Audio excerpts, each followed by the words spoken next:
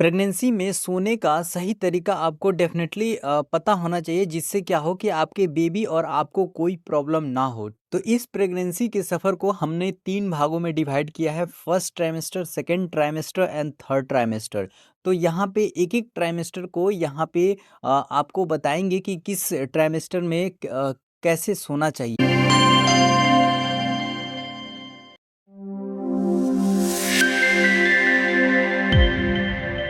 जैसे कि आपको पता ही होगा कि जो फर्स्ट ट्राइमेस्टर होता है उसमें आपको 3 महीने का सफ़र तय करना होता है। तो शुरुआती के जो 3 महीने होता है उसमें कोई भी आपको चिंता करने की ज़रूरत नहीं होती है। इस समय जो बेबी होता है वो पेल्विक बोन्स के नीचे होता है, ठीक है? और वह इतना छोटा होता है कि वह किसी भी पोज़ीशन में आपके सोने से उसको कोई भी नुकसान नहीं हो सकता है। तो अगर आपको उल्टा या फिर टेढ़ा सोने की आदत है तो कोई दिक्कत वाली बात नहीं है यहाँ पे। अगर आपको बैक पेन से बचना है तो आप अपने सिर की तरफ या फिर आप अपने पीठ की तरफ या फिर दोनों साइड में आप एक तकिया लगाकर सोए, जिससे आपको बैक पेन नहीं होगा। तो शुरुआती के यानी फर्स्ट ट्रिमेस्टर में आपको किसी भी पोज़ीशन में सोना है, कोई प्रॉब्लम वाली बात नहीं है। यानी फर्स्ट, सेकंड और थर्ड मंथ तक आपको कोई भी प्रॉब्लम नहीं आने वाली है, कैसा भी आप सो सकते हैं।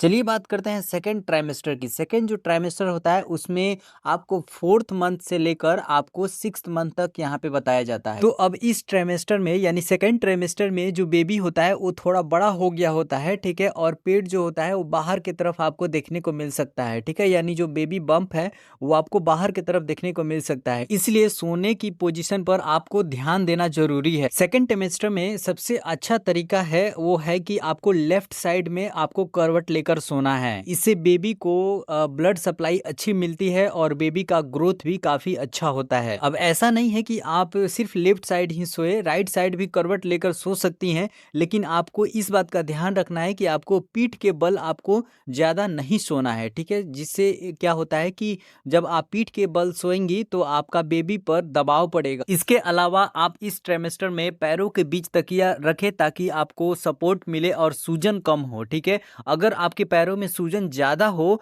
तो आप पैरों के नीचे भी तकिया लगा सकती हैं। अब चलिए बात करते हैं अंतिम 3 महीने का यानी थर्ड ट्राइमेस्टर की बात।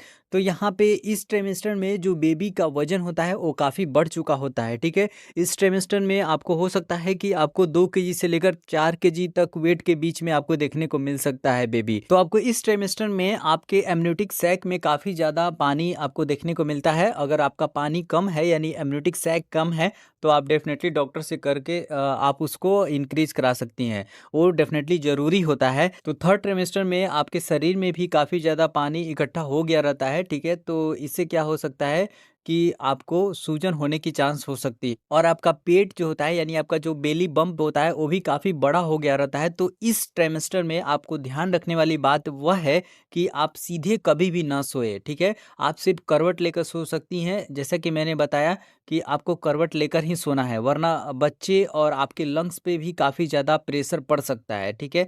तो इससे क्या होगा कि आपको साँस लेने में दिक्कत होगा। तो अगर आपको साँस लेने में दिक्कत होगा तो बेबी पर भी इसका प्रभाव आपको देखने को मिल सकता है। इसके लिए आप सिर और अपने बैक के नीचे तकिया लगाकर सोएं ताकि आपको एसिडिटी और सांस लेने में कोई दिक्कत ना हो। पैरों के बीच और पेट के नीचे एक तकिया लगाएं ताकि पेट लटकने का एहसास ना हो और अच्छी नींद आ सके। तो इस वीडियो को बनाने का यही मकसद था कि आप प्रेगनेंसी के ड्यूरेशन में एक अच्छी नींद ले सके और आप दिनों भर तरोताज़ा महसूस कर सके और ऊर्जावान महसूस कर सके, ठीक है?